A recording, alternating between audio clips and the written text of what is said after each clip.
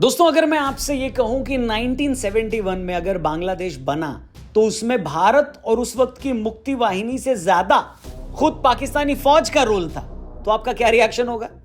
अगर मैं आपसे ये कहूं कि 1971 में बांग्लादेश बनने से 10 साल पहले ही पाकिस्तानी जनरल और राष्ट्रपति अयूब खान ही चाहते थे कि ये बंगाली हमारी जान छोड़ दें, तो कैसा रिएक्शन होगा आपका? हो सकता है एक पल के लिए आप ये सोचे कि रौनक भाई ये सब क्या बातें कर रहे हो, ऐसा कैसे हो सकता है कि पाकिस्तानी फौज ही अपना देश तोड़ना चाहती थी? जी हाँ, बिल्कुल ऐसा ही था। और आज की इस वीडियो में पूरे सबूतों के साथ हम ये बात आपके सामने रखेंगे और आज ये सब बातें क्यों करनी पड़ रही है वो भी मैं आपको बता देता हूँ। तो जैसा कि आप सबने देखा, 5 अगस्त 2024 को बांग्लादेश में जब शेख हसीना सरकार का तख्ता पलट हुआ, तब से पाकिस्तान में बहुत सारे लोग इसका जश्न मनाने लगे। जिस तरह से जिहादियों की भीड़ ने शेख मुजीबुर रहमान की मूर्ति को तोड़ा, उसे भी पूरी दुनिया ने देखा। ये वही शेख मुजीबुर रहमान थे जिनका बांग्लादेश बनाने में बड़ा रोल था, जो बांग्लादेश के फादर ऑफ नेशन थे। पाकिस्तान में बहुत सारे लोगों को लगता है कि शेख मुजीबुर रहमान भारत के एजेंट थे। बाद में उनकी बेटी शेख हसीना जब बांग्लादेश की पीएम बनी, तो लोग उनसे भी इसलिए चिढ़ते थे कि वो भारत से दोस्ती क्यों रखती है। इसलिए जैसे ही शेख हसीना सरकार का तख्ता पलट हुआ, उसके बाद शेख मुजीबुर रहमान की मूर्ति को तोड़ा गया, उनके म्यूजियम तक में घुसकर तोड़फोड़ की गई, तो पाकिस्तान से लेकर बांग्लादेश तक में बैठे सारे जिहादी जमीन पर गुलाटियां खाने लगे। शेख मुजीबुर रहमान की मूर्ति टूटने पर पाकिस्तानी पत्रकार शमा जुनेजो ने सोशल मीडिया पर लिखा कि इतिहास कभी गद्दारों को माफ नहीं करता। इसी मामले पर पाकिस्तान के जोकर प्रधानमंत्री शहबाज शरीफ बोल रहे हैं कि जिस आदमी ने पाकिस्तान के 2 टुकड़े किए, देखो उसका क्या हश्र हुआ। आर्मी के पालतू शहबाज ने यह तक कहा कि इतिहास कभी गद्दारों को माफ नहीं करता। जब मैं ये सब बातें सुनता हूं तो मेरे को ना हंसी आती है दोस्तों, और रोना भी आता है। मैं समझ नहीं पाता हूं कि ताली पीटनी है या फिर अपना सर पीटना है, क्योंकि 1971 में बांग्लादेश बनने के बाद से पाकिस्तान की स्कूली किताबों में यही झूठ पढ़ाया जा रहा है कि इसके पीछे भारत और बांग्लादेश में बैठे भारत के समर्थकों का हाथ था। यहां तक कि 1971 के बाद से पाकिस्तान का हर फौजी हुक्मरान इस बात का भी दम भरता है कि जब तक हम 71 की हार का बदला नहीं ले लेंगे, तब तक हम चुप नहीं बैठेंगे। लेकिन हकीकत यह है कि पाकिस्तान के फौजी हुक्मरान अयूब खान ने 1958 में ही ये डिसाइड कर लिया था कि उन्हें पूर्वी पाकिस्तान से अपनी जान छुड़ानी है। उन्हें लगता था कि बिना पूर्वी पाकिस्तान से जान छुड़ाए पाकिस्तान की तरक्की हो ही नहीं सकती। और ये सब बातें मैं नहीं कह रहा हूं, बल्कि ये तमाम बातें पाकिस्तानी फौजियों और उस वक्त के पाकिस्तानी नेताओं ने अपनी अलग अलग किताबों में लिख रखी है। और इतना ही नहीं, 71 की लड़ाई में पाकिस्तान की तरफ से सरेंडर करने वाले जिस जनरल नियाजी की तस्वीरें हम इतने सालों से देख रहे हैं, सच तो यह है कि उसे भी पाकिस्तान में किसी ने सरेंडर करने के लिए नहीं कहा था, बल्कि वो भारतीय फौज से इतना डर गया था कि उसने डर के मारे सरेंडर कर दिया। और ये बात मैं क्यों कर रहा हूं उसका रेफरेंस भी मैं आपको जरूर दूंगा। आज की वीडियो में हम एक एक करके उन तमाम बातों का जिक्र करेंगे और आपको एक ऐसी हकीकत बताएंगे जिसका जिक्र भारत तो क्या, खुद पाकिस्तान तक में नहीं होता। मगर इससे पहले कि हम इस मामले पर अपनी बात रखें, आपके फायदे की एक बात कर लेते हैं। आप पॉकेट ब्रोकर के बारे में तो मेरे वीडियो से जान ही गए होंगे। अब आप में से बहुत सारे लोगों ने कमेंट करके मेरे को पूछा था कि हम भी 100% बोनस कैसे क्लेम करें। मैं आपको बताता हूं। आपको पिन कमेंट या डिस्क्रिप्शन में जो लिंक दिया उस पर जाना है, क्लिक करके अपना मेल या पासवर्ड सेट करके मेरा प्रोमो कोड रौनक100 यूज करना है। तुरंत 100% बोनस आपको आपके पहले डिपॉजिट पे मिल जाएगा। अब आप पूछोगे कि डिपॉजिट कैसे करें, तो बहुत ही आसान है। पॉकेट ब्रोकर पे आपको यूपीआई या बैंक ट्रांसफर दोनों मिलते हैं, जिसे आप फोन पे, गूगल पे, पेटीएम से आसानी से डिपॉजिट कर सकते हो। अपनी अर्निंग स्टार्ट करने के लिए आपको क्विक ट्रेडिंग पे क्लिक करना होगा। बस अपनी ट्रेडिंग जर्नी पॉकेट ब्रोकर के साथ स्टार्ट कर लो। अगर आपको ट्रेडिंग नहीं भी आती है तो इसमें एक्सपर्ट्स के सिग्नल्स कॉपी करके आप बस बिना किसी नॉलेज के भी पैसे कमा सकते हो, जैसे मैं आपको करके दिखाता हूँ। देखिए, एक एक्सपर्ट की ट्रेड को कॉपी किया और ये देखो उनके ट्रेड से ही हुई है ये प्रॉफिट, और इसे अपने बैंक अकाउंट में या फिर यूपीआई से हम विड्रॉ भी कर सकते हैं। इसलिए मैं बोल रहा हूँ, इंतजार खत्म। लिंक दिया है कमेंट सेक्शन में या फिर पिन कमेंट में, उस पर क्लिक करके रजिस्टर करो और मेरा कूपन कोड यूज करो। 100% बोनस आपको पहले डिपॉजिट पे मिलेगा। वीडियो में आगे बढ़ो। दोस्तों, पाकिस्तानी आर्मी के जनरल अयूब खान ने 1958 में पाकिस्तान में पहला मार्शल लॉ लगाया। इस काम में उस वक्त के जिस पाकिस्तानी राष्ट्रपति ने अयूब खान का साथ दिया था, अयूब खान पहली फुर्सत में उसे ही राष्ट्रपति पद से हटाकर खुद को पाकिस्तान का राष्ट्रपति बना दिए थे। मगर असली कहानी शुरू हुई 1962 में। 1962 में अयूब खान ने पाकिस्तान के 1956 के संविधान को खारिज करके वहां नया संविधान लाने की तैयारी कर ली। उस वक्त पाकिस्तान के कानून मंत्री पूर्वी पाकिस्तान से आने वाले एक बंगाली मुस्लिम मोहम्मद इब्राहिम थे। 1962 के उन हालातों का जिक्र करते हुए मोहम्मद इब्राहिम ने अपनी किताब diaries of justice Mohammad Ibrahim में लिखा है कि मैंने अयूब खान को साफ कहा था कि अगर आप ये नया संविधान ले आए तो पाकिस्तान टूट भी सकता है। मगर अयूब खान नहीं माने और मजबूरी में मैंने कानून मंत्री के अपने पद से इस्तीफा दे दिया। इसके बाद अयूब खान ने एक पंजाबी जज मुनीर साहब को लॉ मिनिस्टर बना दिया। मुनीर साहब ने अपनी किताब जिन्ना टू जिया में लिखा कि अयूब खान मुझसे कहते थे, क्या कहते थे इसे ध्यान से सुनिएगा।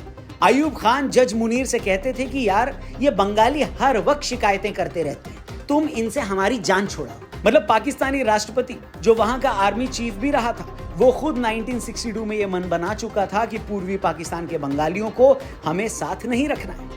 अयूब खान के कहने पर जज मुनीर ने इस बारे में उस वक्त के बंगाली मिनिस्टर रमीजुद्दीन से बात करी कि यार कुछ रास्ता निकालो ताकि तुम लोगों की मांगे भी पूरी हो जाए और तुम्हें अलग से कुछ मिल भी जाए। ये सुनकर रमीजुद्दीन भी भड़क गए। रमीजुद्दीन को समझ में आ गया कि उन लोगों से कहा जा रहा था वो पाकिस्तान से अलग हो जाएं। अब जो लोग नहीं जानते उन्हें फिर से बता दें कि जब पाकिस्तान बना था तो उस वक्त पूर्वी पाकिस्तान यानी आज के बांग्लादेश में पाकिस्तान की टोटल 56% आबादी रहती थी। मतलब बंगाली मुसलमान मेजॉरिटी में थे। इसलिए रमीजुद्दीन और बाकी मुस्लिम मंत्री और नेता इस बात पर भड़क रहे थे कि हम क्यों अलग हो जाएं? मेजॉरिटी तो हम हैं, अलग होना है तो तुम अलग हो जाओ। जो नहीं जानते कि जिस मुस्लिम लीग ने पाकिस्तान का जो पूरा मूवमेंट चलाया उसकी नींव भी ढाका में रखी गई थी। लेकिन पाकिस्तान की पंजाबी फौज वेस्ट पाकिस्तान को और खुद को ही असली पाकिस्तान समझती थी। बांग्लादेश को बनाने के पीछे खुद पाकिस्तानी फौज और अयूब खान थे। अगर ये साबित करने के लिए इतने सबूत काफी नहीं है तो एक सबूत और देखिए। हर्बर्ट फेल्डमैन की एक किताब है the end and beginning of Pakistan. इस किताब में अयूब खान के एक इंटरव्यू को दोबारा छापा गया। ये इंटरव्यू अयूब खान ने एक ब्रिटिश अखबार को अक्टूबर 1972 में दिया था, जिसमें अयूब खान ने खुद कहा था कि वो तो काफी वक्त से बंगालियों को एक अलग देश देने का प्लान कर रहे थे, मगर कुछ चीजें उनके रास्ते में आ गई। मुझे लगता है इतनी बातें और इतने सारे सबूत काफी हैं ये साबित करने के लिए कि अगर 16 दिसंबर 1971 को बांग्लादेश बना तो इसके पीछे पूर्वी पाकिस्तान के बंगालियों और भारत से ज्यादा बड़ा रोल तो खुद पाकिस्तानी फौज और उस टाइम के पाकिस्तानी राष्ट्रपति अयूब खान का था, जिन्हें लगता था कि हमें इन बंगालियों को अपने साथ रखना ही नहीं है। पाकिस्तान की पंजाबी फौज इन बंगालियों को खुद से इंफीरियर समझती थी। वो लोग बंगालियों के रंग का, उनकी भाषा का, उनके खाने पीने का मजाक उड़ाते थे। पाकिस्तान के सीनियर जर्नलिस्ट हामिद मीर ने इस टॉपिक पर एक डिटेल वीडियो बनाई थी कुछ टाइम पहले और इसे अपने चैनल पर डाला भी था। आप चाहें तो जाकर उसे देख सकते हैं। मगर हैरानी और मजे की बात यह है कि खुद बंगाली मुसलमानों को गाली देने के बाद, उनसे अपनी जान छुड़ाने के बाद आज भी पाकिस्तान की स्कूली किताबों में यह पढ़ाया जाता है कि भारत ने पाकिस्तान के 2 टुकड़े कर दिए। पाकिस्तान के सेंट्रल बोर्ड की 9वीं और 10वीं कक्षा की किताबों में साफ लिखा है कि पूर्वी और पश्चिमी पाकिस्तान को अलग करने में भारत का बड़ा रोल था। इन किताबों में यह भी लिखा है कि इंडियन लीडर्स को पाकिस्तान का बनना पसंद नहीं था और बंटवारे के बाद से भारत ने पाकिस्तान को तोड़ने की साजिशें शुरू कर दी थी। किताब में यह भी लिखा है कि पूर्वी पाकिस्तान में बड़ी संख्या में हिंदू रहते थे जो भारत के प्रति हमदर्दी रखते थे और धीरे धीरे पूर्वी पाकिस्तान के बंगाली मुसलमान भी उनकी बातों में आ गए। मतलब अब इस पे क्या ही कहा जाए। मुझे लगता है ये कहानी तो अच्छी है मगर इसे स्कूली किताब में नहीं, अखबार के किसी आखिरी पेज पर चुटकुले वाले कॉलम में होना चाहिए था। मतलब अपने गिरेबान में झांकने की बजाय अपनी हर गलती का ठिकरा हिंदुस्तान पे फोड़ दो। पाकिस्तान सरकार का तो बस नहीं चलता भैया, वरना तो इनके घर अगर दूध भी फट जाए तो ये लोग कहेंगे कि इसमें मोदी का हाथ था, हमारा दूध उसी ने फाड़ा है। अमित शाह अभी आए और हमारा दूध सील कर दें और दूध नहीं सिल सकते तो इसके बदले 100 ग्राम पनीर दे दें। मतलब हद है पाकिस्तानियों की है, मतलब ये लोग कभी ये नहीं मानेंगे कि पाकिस्तान बनने से लेकर आज तक ये लोग अपने ही लोगों को अपने साथ लेकर नहीं चल पाए। मतलब तुम लोग ये कबूल ही नहीं करोगे कि तुम बंगाली मुसलमानों के कल्चर की कदर नहीं कर पाए। तुम ये भी एक्सेप्ट नहीं करोगे कि पाकिस्तान बनते ही जिन्ना ने ढाका में जाकर जबरदस्ती उन पर उर्दू जुबान थोपने की कोशिश की। इस्लामाबाद और लाहौर में बैठे पाकिस्तानी फौज के पंजाबियों को लगता था कि बंगाली भाषा तो हिंदू धर्म से जुड़ी है और इस जबान का एक इस्लामिक देश पाकिस्तान में क्या काम। बांग्लादेश की हिस्ट्री पर किताब लिखने वाले डच प्रोफेसर विलियम वॉन शिंडल ने अपनी किताब अ हिस्ट्री ऑफ बांग्लादेश में लिखा है कि बांग्लादेशी मुसलमानों को उम्मीद थी कि मेजॉरिटी पॉपुलेशन होने के कारण वो पाकिस्तान में एक बड़ा रोल निभाएंगे, लेकिन पाकिस्तान बनते ही वहां पर उत्तर भारत से गए उर्दू बोलने वाले मुसलमान हावी हो गए और देश की कमांड उन्होंने अपने हाथ में ले ली। ये लोग साउथ एशिया में खुद को मुस्लिम आंदोलन का रखवाला समझते थे। हैरानी है कि पाकिस्तान ने बांग्लादेश बनने के 50 सालों बाद आज भी बांग्लादेशी मुसलमानों के साथ की गई अपनी ज्यादतियों को नहीं माना है। 70 के चुनावों के बाद पाकिस्तानी फौज ने जब मुजीबुर रहमान को देश का पीएम नहीं बनाया तो पूर्वी बंगाल के लोग भड़क गए थे। उस पूरे आंदोलन को दबाने के लिए पाकिस्तानी फौज ने आज के बांग्लादेश में जो जुल्म किए हैं उस जुल्म जैसी मिसाल पूरी दुनिया में और कोई नहीं है। पाकिस्तानी फौजियों ने वहां इतनी औरतों के साथ रेप किए कि बाद में बांग्लादेश में ऐसे कितने बच्चे पैदा हुए जिन्हें वॉर बेबीज कहा जाता है। क्या इससे घिनौना काम कोई फौज अपने लोगों के साथ कर सकती है?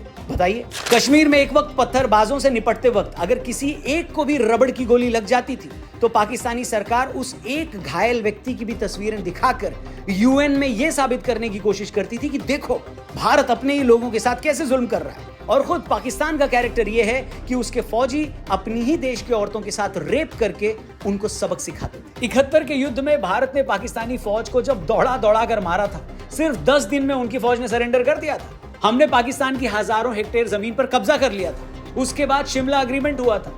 उसमें एक शर्त यह भी थी कि पाकिस्तानी सरकार बंगालियों के साथ किए गए जुल्म के लिए उनसे माफी मांगेगी। मगर ये ऐसी निर्लज्ज कौम है जिसने आज तक ऐसा नहीं किया। इन लोगों ने आज तक बंगालियों से माफी नहीं मांगी है। पाकिस्तानी फौज की तरफ से बांग्लादेश में किए गए जुल्म की जांच करने के लिए पाकिस्तानी सरकार ने हमूदुर रहमान आयोग भी बनाया था, मगर सालों तक इसकी रिपोर्ट पब्लिश ही नहीं की गई। इस रिपोर्ट में भी ये बात लिखी गई है कि पाकिस्तानी फौज ने बंगालियों के साथ कैसे कैसे जुल्म किया। वहीं बीबीसी की इस रिपोर्ट के हिसाब से खुद बांग्लादेश कहता है कि पाकिस्तानी फौज ने उस वक्त 30 लाख बंगालियों को मारा था, जो दुनिया के इतिहास का सबसे बड़ा नरसंहार था। 1971 से इन लोगों ने कोई सबक ले लिया होता तब भी ठीक था। ये लोग आज भी आए दिन बलूचियों पर हमले कर रहे हैं। आए दिन पाक कब्जे वाले कश्मीर में आजादी के लिए आंदोलन हो रहे हैं। सिंध में हर दिन हिंदू लड़कियों के अपहरण और बलात्कार हो रहे हैं। हर कुछ महीने बाद IMF से भीख मांगकर ये देश चलाते हैं। 77 सालों बाद भी इनके देश में कभी ढंग से जमहूरियत आई ही नहीं है और इनका बेशरम प्रधानमंत्री बांग्लादेश में शेख हसीना की सरकार जाने पर ताली बजा रहा है। जिन शेख मुजीबुर रहमान को आपने मजबूर किया कि वो अपने लोगों के लिए अलग देश मांगे, आज उन्हीं का बुत टूटने पर ये लोग ताली बजा रहे हैं। मैं कहना नहीं चाहता, मगर पूरी दुनिया में इससे ज्यादा निर्लज्ज कौम आपको कहीं नहीं मिलेगी। जिन शहबाज शरीफ के पास खुद अपने पजामे का नाड़ा बदलने के लिए पैसे नहीं है, वो बोल रहे हैं कि हम बांग्लादेश को हर मदद देने को तैयार हैं। भाई हेलो, तुम बांग्लादेशियों से 6 महीने कोई उधार मत मांगना, यही उनकी सबसे बड़ी मदद होगी, समझे। तुम खुद ग्रेवी में थर्माकोल डालकर उसे शाही पनीर बोलकर मेहमानों को खिला देते हो। तुम करोगे दूसरों की मदद। खुद तुम्हारा देश कब तक है कब तक नहीं है इसका ठिकाना नहीं, और तुम बांग्लादेश में हुए तख्ता पलट पर ताली बजा रहे हो। वाह। एक बार मैंने पहले भी कहा था, आज फिर कह रहा हूं कि पाकिस्तान डॉगी की वो दुम है जिसे आप 10 साल तक भी पाइप में डालकर रखो ना तो पाइप टेढ़ा हो जाएगा, मगर इनकी दुम सीधी नहीं होनी। तुम आज भी मंसूबे पाले हुए हो कि एक वक्त तुम्हारी फौजी ताकत बढ़ी तो तुम कश्मीर भारत से छीन लोगे, दिल्ली के लाल किले पर इस्लामी झंडा फहरा दोगे। अरे बकरी चोरों, भारत से हुए 4 युद्धों में तो तुम जुतियाए गए हो।